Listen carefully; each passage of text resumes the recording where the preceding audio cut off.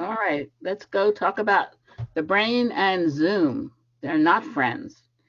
The trouble with it is that our brains are really about 5,000 years old, and our toys are as new as the latest Apple phone. So there's a disconnect there.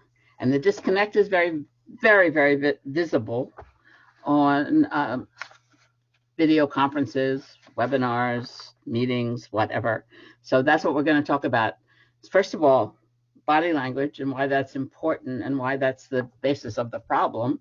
And then some of the things that you can do about the problem once you understand it. So let's get going.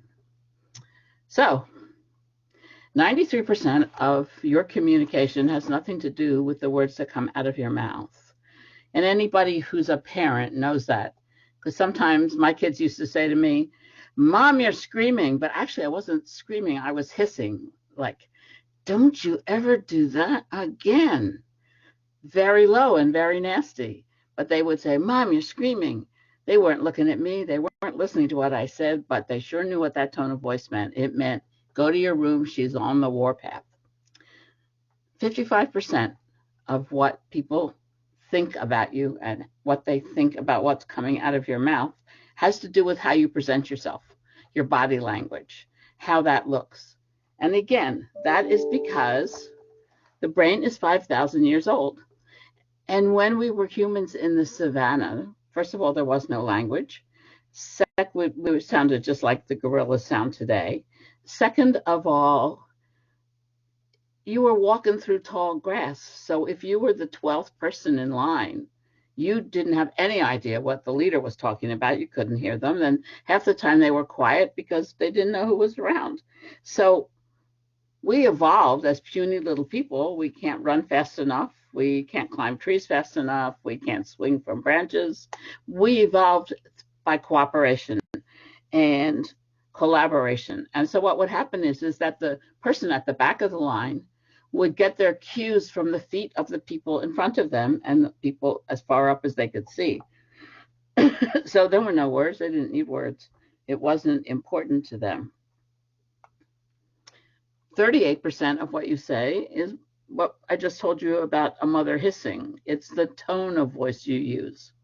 People think you're stupid sometimes when you're just not willing to invest anything in what you're saying. You just kind of say it. You're tired, or you're annoyed, or you're not listening, or you're distracted, and it kind of comes out blah.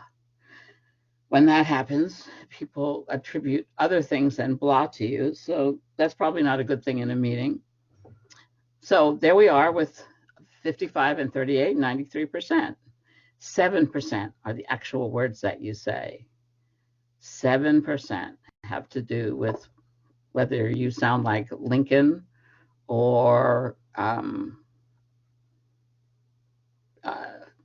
Davy Crockett. It doesn't matter. So, oh, I forgot what I have to do here. Sorry. Okay, so the vast majority of what you say never comes out of your mouth, but everyone can see it. So when people doodle, you think they're not paying attention. I was once a college professor, and so when I would see kids doodling or trying to be smooth about their phones and stuff like that, I would call on them because I'm not nice. And the message that they were sending is, I'm not paying attention. I don't really care what you're saying. And that's what happens. We all do that. When we see people start to do something else, we think, well, they're not much interested in us. So be very careful, because your body is sending out messages all the time. And no matter what you're saying, your body will win in terms of how other people perceive the truth of the message that you're sending. So what is body language? It's the process of communicating what you feel or think by the way you place and move your body. There's 4 key areas that we're going to talk about. One is facial expressions, primarily your eyes and your smile. The second is posture. Most of us don't think of that as important body language, but it's very key. It gives cues to your mind as well as to other people. The third one is gestures. intentional movement of your hands, feet, body, whatever, face. And the fourth one is proxemics, which is a Greek word for how close you are to me. And all of these have to do with the way in which we see other people, and they have to do with the way in which we give feedback to other people.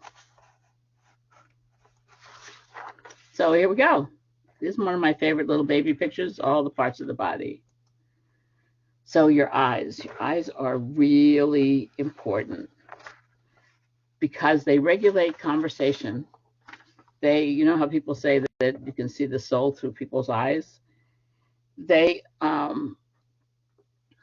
tell people what you're really thinking. If you look at her, it's the same woman throughout, but you can tell exactly what she's thinking in each picture, and in each picture, it's very different. So when people start to look at you and when your image is there, the first thing they look at is your eyes. And online, this is very hard to do because online, you're not looking at people. Even if all of you had your faces showing, we would not look like we were looking at each other. The way in which a speaker looks at you so that you think they're looking is they look at the camera. They don't look at the screen at all. So this is very disconcerting. And I just realized I need to go back for a second because I wanted to tell you more about body language and whether you can control it. You can to a degree, but mostly you can't. And the reason that you can't is that there are things called microsignals. These are facial expressions that occur within 1/25th of a second. You don't notice them consciously, but unconsciously we do. It's when your pupils contract or your mouth twitches or your eyebrow flashes or you make a little grimace or something like that. You don't know you're doing it, but the body does, the mind does. And what it says is, if what those microsignals are saying has nothing to do with what you're doing and saying, they say you're lying. They say you're inauthentic. They say you're not true. And so all of this becomes the basis of your image. And your image is really, in many ways, the most important part of your brand because it's the part you carry with you all of the time. And it's also important because human brains are lazy, and they do anything they can to not have to think about things outside the box that they haven't been doing before. So when people meet you for the first time, they, in 3 seconds, decide who you are, and what you're like.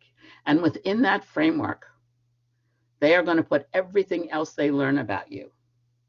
And if they learn too many things about you that conflict with their initial view, they may stop seeing you because it's just too hard for their brain. Or they may change their mind and start over, but most of the time, that initial halo of how they think about you is going to last forever. Again, important if you're on recurring video conferences. Okay, so the eyes are really important because when you talk to people, you look at them with a series of glances. You don't stare at them, but your eyes go back and forth to people. And there's a way in which people know that when your eyes are kind of looking at them and your tone of voice kind of goes down, people know that you're about to end your sentence, whatever you're talking about, and they can come in. You don't see that relationship on Zoom. And so have you ever noticed on Zoom that either everyone's talking at once, whoops, I didn't mean to do that, sorry. Everyone's talking at once, or no one's talking because they don't have what the cues are. And that can be also annoying to people on Zoom. So smiles, I don't know the age of people on it, but if you're old enough to remember Frank Sinatra, when you're smiling and the whole world smiles with you was one of his most popular songs. And that's true. When you smile, whoever sees your smile will smile back. And they can't help it. It's instinctive. And we do that, again, because we're puny little animals, and we needed to collaborate and get along. We are the only animal in the world that shows its teeth in friendship. Any other animal, when they bare their teeth, you better get moving and climb that tree because you're in trouble. But not for us. When we feel pleasure and we have a genuine smile, you can always tell. The boy with the thumbs up and the woman in blue have genuine smiles. Their cheeks move up, their eyes crinkle. You get those laugh lines, as we call them, at the corners of your eyes. Your jaw pulls, your cheeks pull back so that your teeth show, and your eyes light up, and your eyebrows dip a little bit to frame your eyes. All this happens without your control. You don't control your eyes at all or your cheeks. The only thing you control, as the woman with the eyeglasses shows you, is your mouth. That is a fake smile. There is nothing real about it. If you look, nothing is moving, but her lips went from, natural position to a faint smile. So it's always easy to tell whether people are genuinely involved and are interested, etc., or whether they're just going along. So posture is really important, because posture is how we hold ourselves. Are we upright? Are we looking like we're in control of ourselves and our body? And it is seen as an indicator of your confidence in yourself and of whether you're interested and paying attention, or whether you're, I'll do it again, closing up, any of those kinds of things. So when you sit up straight and you look at a person and you show you're paying attention by turning your body towards them, by watching them, these are all things we do in person. On video, if I turn my body towards where I see you on the screen, it may not be where somebody else sees you. So we could all be turning our bodies in different directions, and it's very confusing for the mind. If you sit like you're hunched over and, it's one of those days, well, people think that you're bored.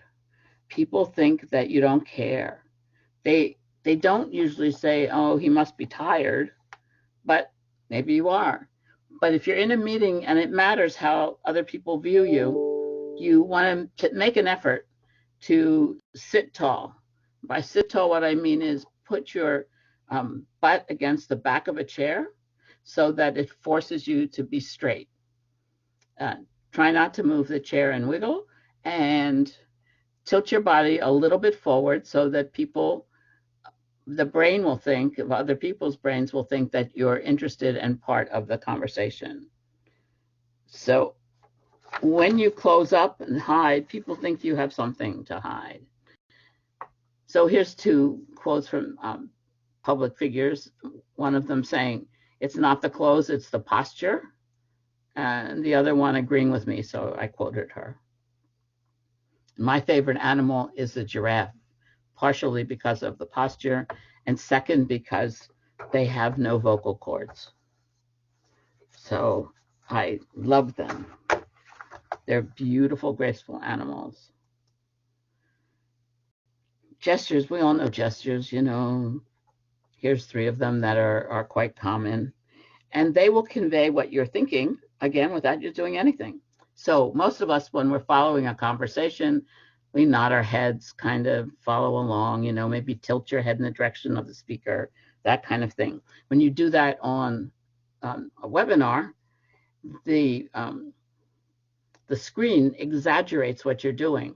So sometimes you can look at everybody listening to someone, and it looks like they're bobbing up and down in water because all the little heads are going like na na na na na, and it looks kind of strange. If you tap your fingers or you're shrugging your shoulders, we know what that means. That means, come on, finish up, get going. I've had enough of this. Let's go. We don't have to ask them. We know what that means. So this is very important.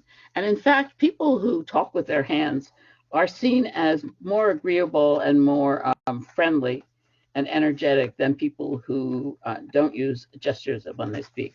They're seen as very cold and analytical. Okay, so what happens when these body language mechanisms that are so important happen online? So let's look at the two of them. So in person, you don't even notice how you're getting through a meeting, how you're getting through a group talk of any kind, because it's unconscious. We don't say in our brains, oh goodness, look at that person.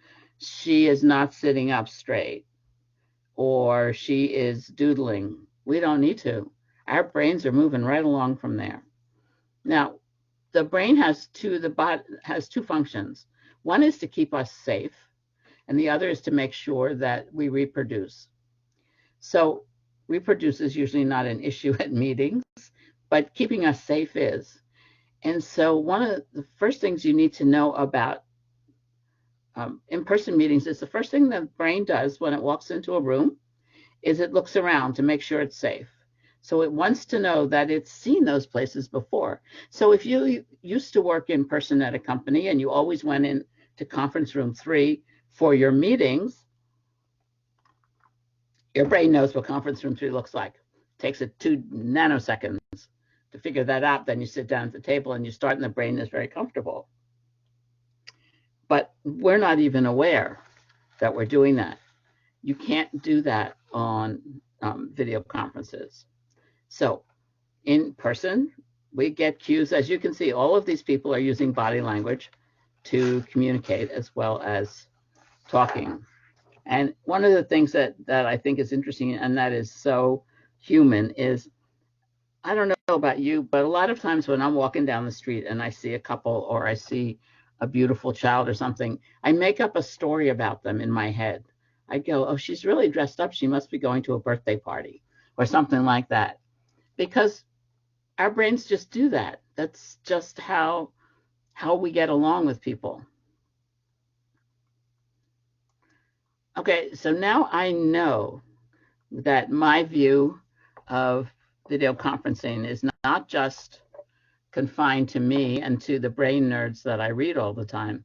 It's made it into public life, because if Doonesbury is talking about it, it's everywhere.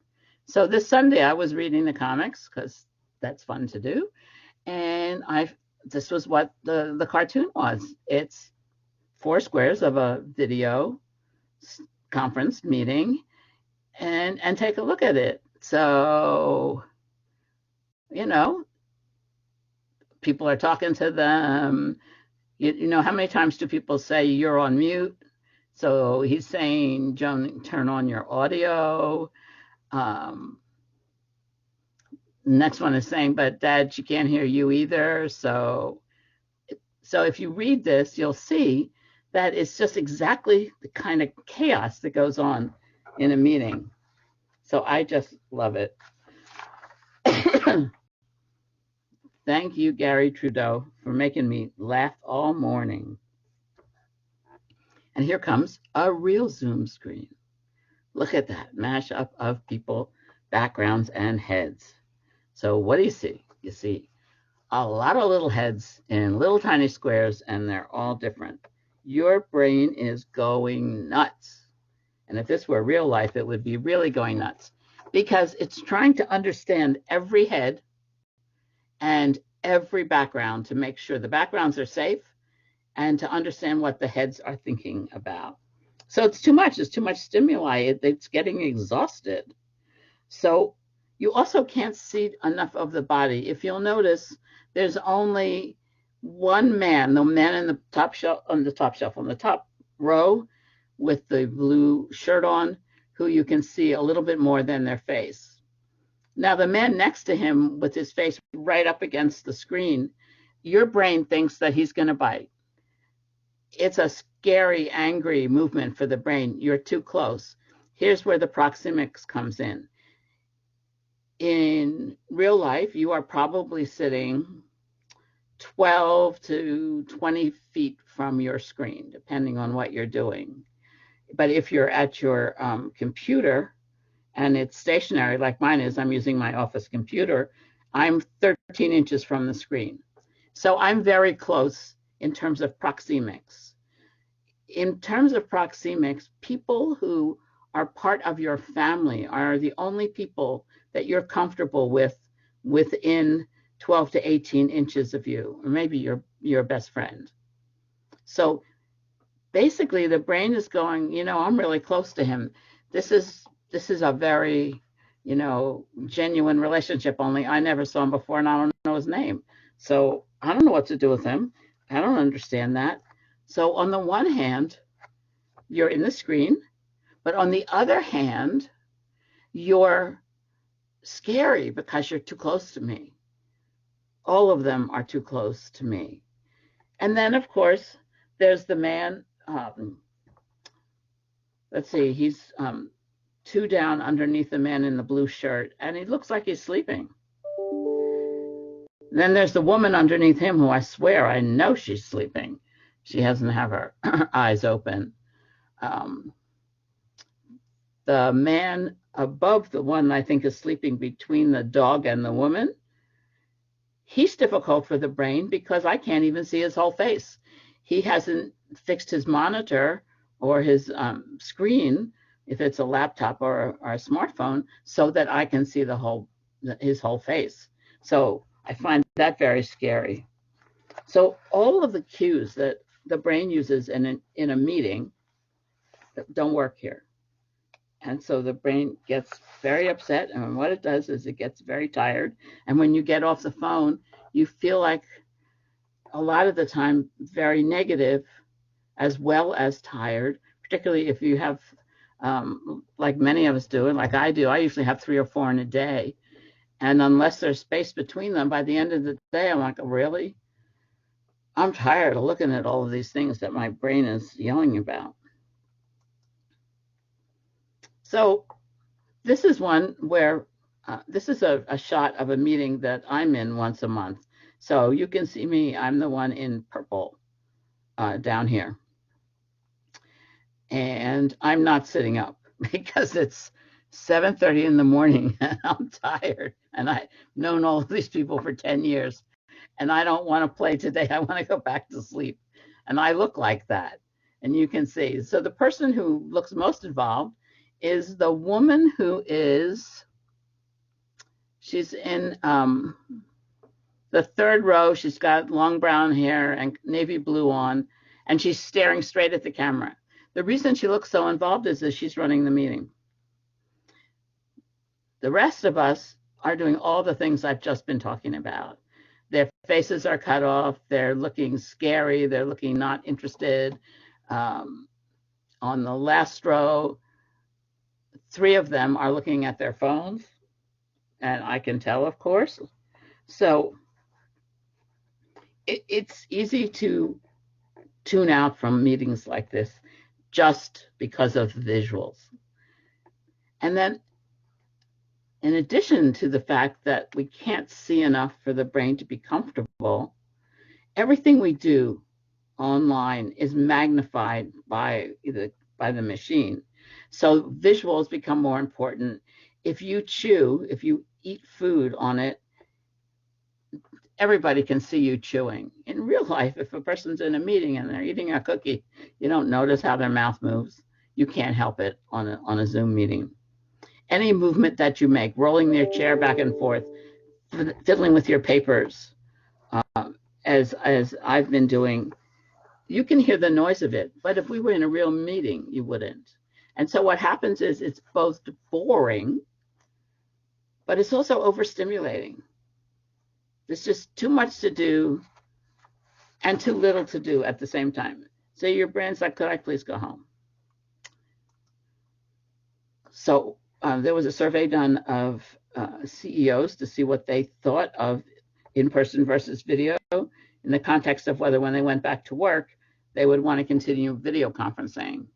And Andy Owen from Herman Miller, which is a very large office furniture company, says that the in-person unplanned kind of interaction that contributes so much to how we build relationships with people and how we build culture, those things are gone online.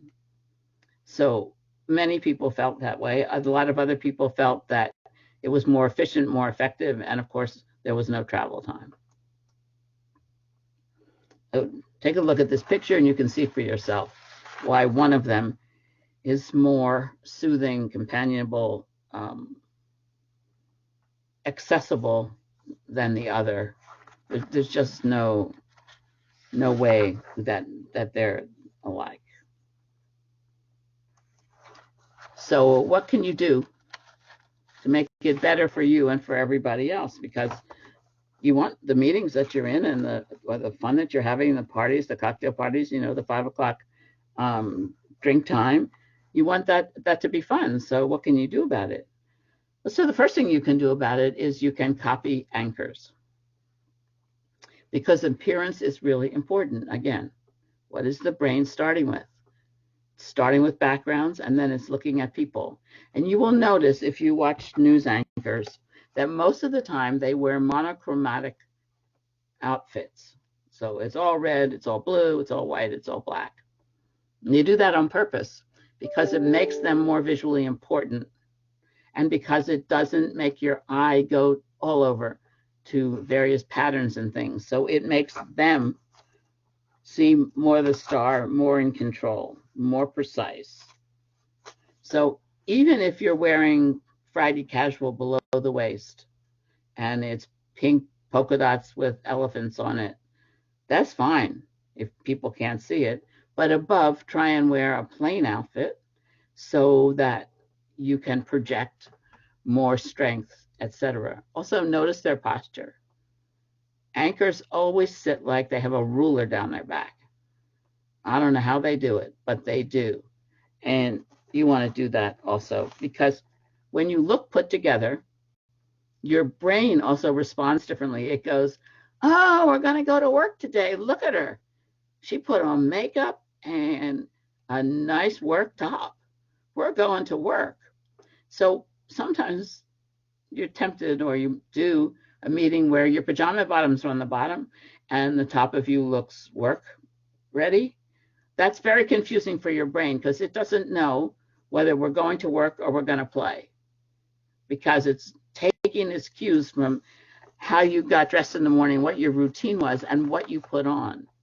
So personally, I never do work in pajamas or sweats, because I know what my brain thinks those are. My brain thinks those are lounge time, have something to drink, and read a book.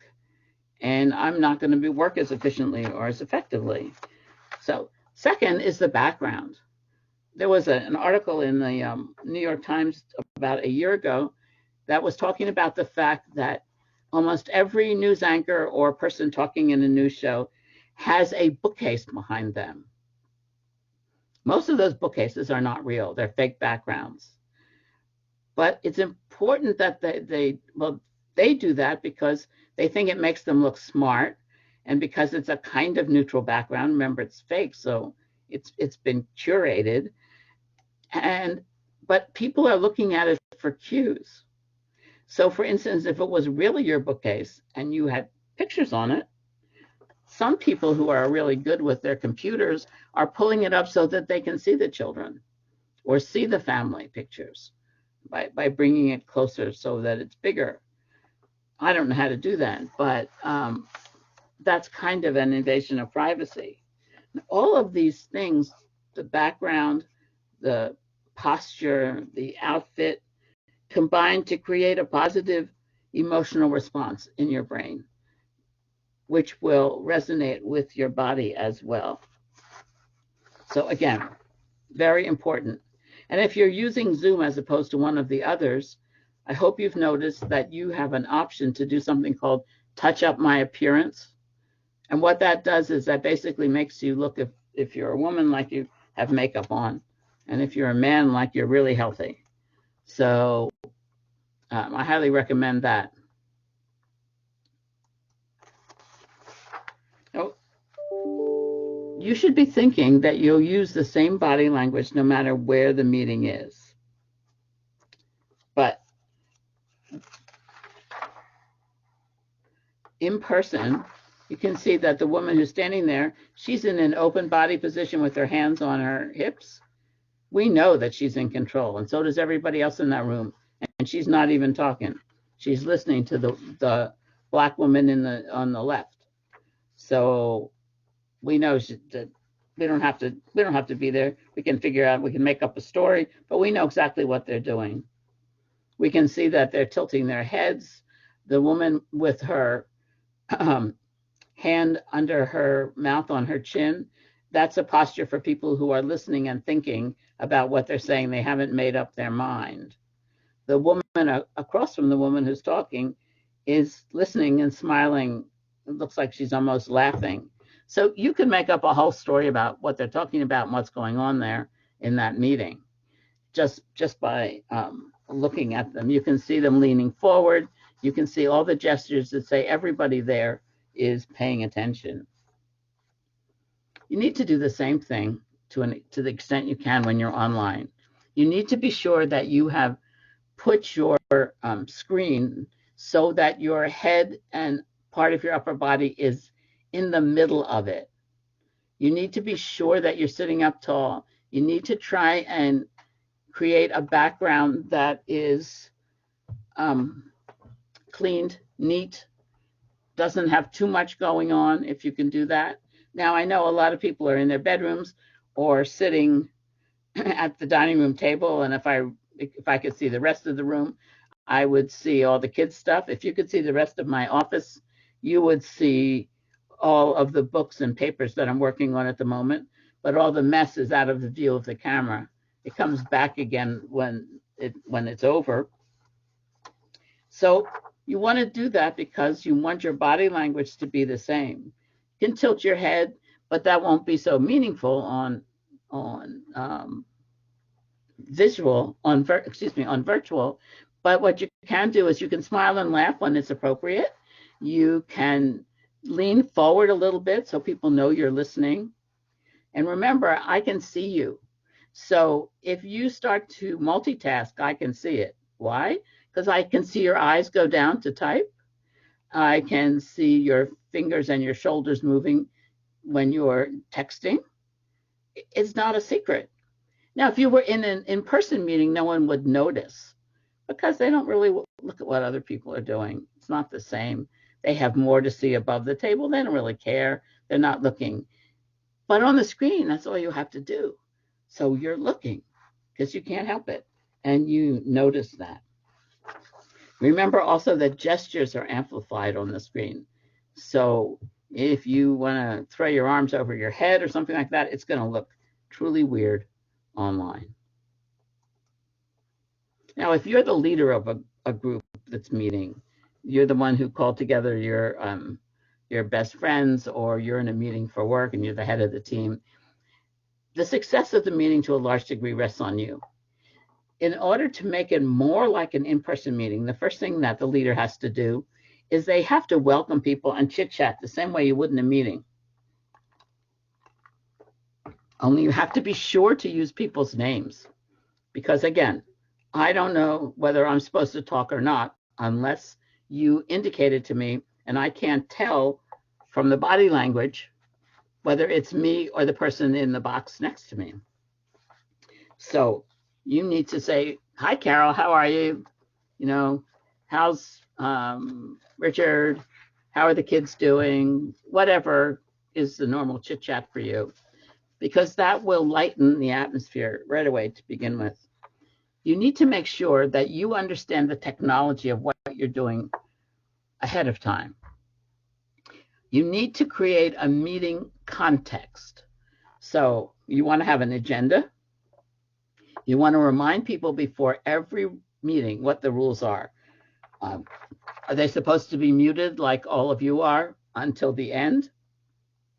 Are you supposed to raise your hand or use the chat function if you want to talk? What are the rules? What are we going to be doing? Are we going to be all meeting together the whole time, or are we going to be doing breakout sessions? How are we going to do this? And what's the point? Don't call a meeting for no reason, because if you do that in real life, it's okay. Everybody will use the opportunity to talk informally with each other, and they'll like that. But online, they won't like it. So if you're having a meeting, have a purpose for the meeting. Now, because everything is exaggerated online, you want to make sure that your voice is very friendly, that you're really smiling, that you're making eye contact by looking, of course, at the camera, and that when you speak, you raise your voice a little bit because, again, everything is distorted by the interface that we're using. And so when you speak in a normal voice, sometimes it's hard to be heard. So you want to raise your voice a little bit. And in a real life meeting, you wouldn't need to do this, but you do here. If you want people to stay involved, you need to change the action every 15 minutes. There are lots of tools for doing that. You can do Q&A, you can do polling, you can do breakout rooms, you can do everybody write their opinion in the chat box. You can do all kinds of things so that people get directly involved. Because if they don't, the temptation to do something else is really very inviting because you're sitting at the same place where you're doing your work. So you notice that you got an email. It's very tempting to go and look at it because I can't see what's on your screen. I can just see that you're not paying attention to the meeting. Also, make sure that when you're doing a group discussion, you always use names when you're calling on people. Now we're almost, I see the time, but we're almost finished. When you're the participant, you equally have a job to do. If a meeting fails and at the end of it you go, what was the point of that half hour? Then the participants are responsible also because they were just passive. They were not paying attention. They hadn't prepared perhaps. They were not into really listening to what was going on. They didn't participate. They weren't helpful. And if you don't do all the things you would do before a normal meeting, then there's no energy in the meeting, and that's partially your fault. In addition to that, 3 things. Do not eat in a meeting. Do not wiggle. Personally, when I see people wiggling in their chairs, it makes me seasick. And don't multitask unless you don't care if other people know. Also, when you click stop video in a meeting where everybody's on video, they assume you're going to do something else, that you're leaving the meeting, you're leaving the room. So don't do stop video unless you really are going to be doing that.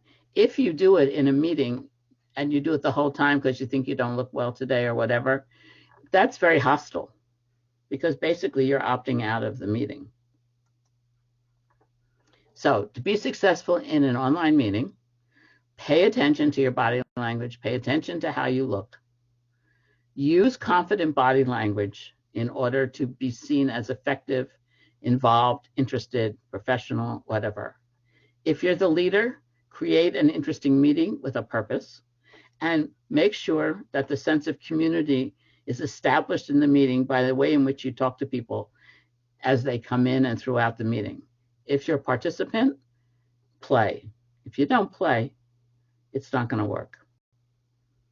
And consider ways to not be on Zoom meetings all the time. Do you remember telephones? A lot of people like telephone calls because they think that it's more intimate just hearing the voice. Or do an email. Or send a real letter to someone, depending on what the conversation is about and what the time frame is. And also, calendar things so that Zoom meetings don't push work beyond a regular work time, and so that you can make a demarcation between work and play because your brain needs that in order to be refreshed. That's it. This is information on me. Thank you very much. I hope you enjoyed it. Okay, thanks, Carol. That was great. I will open it up for Q&A now and remind everyone if you have a question, you can use the chat box. If you're joining us by phone, you can email info@savvyladies.org. And if you have a question and you want to include your email address in case we can't get to it, that way Carol can contact you afterwards. And Carol, the first thing is, well, not a question, a comment in the chat says, observation. On the other side, many of the misunderstandings and conversation conflicts have been reduced in my work group since we started working from home. So I just wanted to share that with you, Carol, if you had thoughts on kind of the opposite happening for people. I think that's really interesting, and I would love to know how the leader particularly was able to do that. I'm sure in some cases it does because, especially if you know what you're going to be doing in the meeting and you know how long it is, and it's been calendared already. It's it makes it easier, and also it may be one of the only ways in which you're interacting with people all day and having conversations. So, and then there's also the wonderful things like Slack, where you can have casual conversations. Mm-hmm. Mm-hmm. Okay, great, thank you. So a question for you, Carol, says, do you have tips for meetings that are meant to be collaborative? I find it very awkward when people talk over other people on Zoom and then both stop talking, etc. I can't seem to figure out the social cues online. Good. Welcome to the world of all of us. None of us can. Don't feel bad. It's very hard.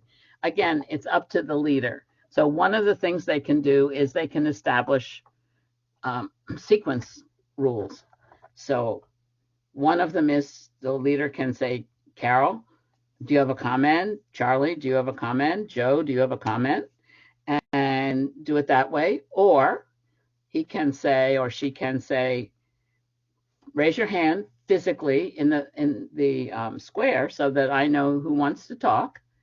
And then the leader can say, you know, Charlie's going to go, and then I'll call on Joe and Carol. So we have a sense of where we come in. And you have to kind of direct it like traffic, because you're right. We don't get the cues. And so it's either crazy cocktail party chaos where everybody's talking at once, or it's dead silence. Dead silence is always easy to get. You throw out a question without attaching a name of someone to answer it, and everybody is just silent because they don't know if it's their turn. And that's such a downer for a meeting. So basically, you have to script it. If you can get the leader, or if you are the leader, script it so that people know. And once they've done it once or twice, they'll expect you to do that. And that will help to keep a rhythm to the meeting. Mm-hmm. Okay, great. Another question for you starts by saying, I think culture definitely plays into this. Each group has a culture, and then specific cultures themselves have different ways of interpreting posture, gestures, etc. I think it's important to note this because it could exacerbate certain misunderstandings, particularly over Zoom. Is there a way to call this out in advance and or agree on certain meeting norms without defaulting to what might be considered Western or dominant culture? Yes, you can set any norms you want for a meeting, particularly if you set them ahead of time. And you're absolutely right. And I'm sorry, I should have said that the behavior I was talking about was US based, because every country, of course, has different sets of behavior and different meanings to things that we take for granted. So you have to know before you go what would be considered polite and what would be considered very impolite or rude. Now, if you're in a meeting that's mixed, so you have people from all over the world or whatever, you have to kind of be UN neutral. And that is to say that the UN and other international bodies have established rules of the road.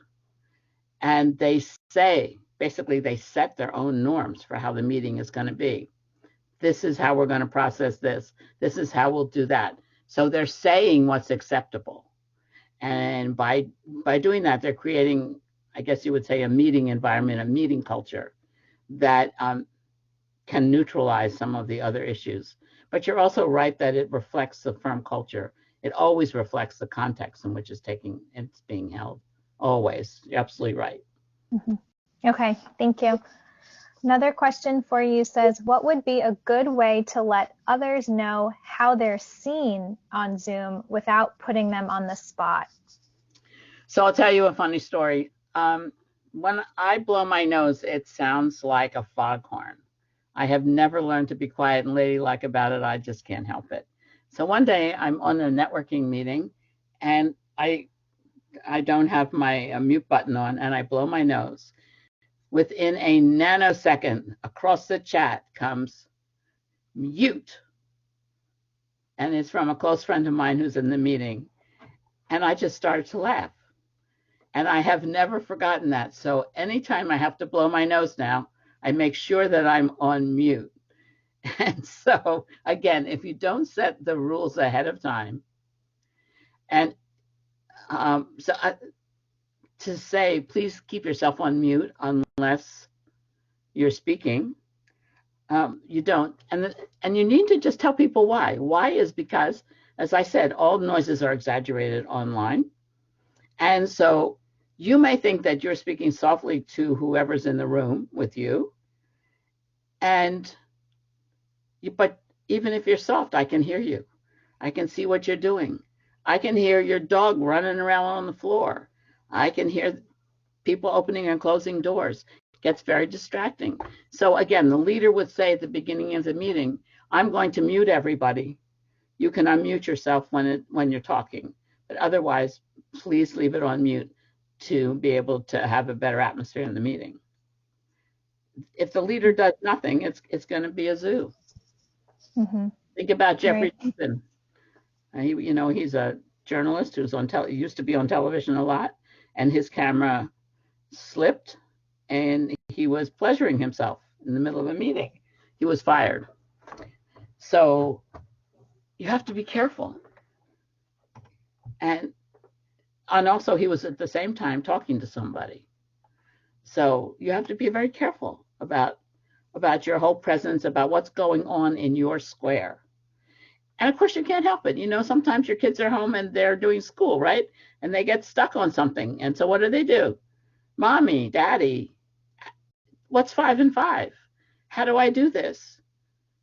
Now, if they come in and you're on mute, that's fine because we can see you're talking to a child, and that's a good distraction, but it's not interfering with the conversation.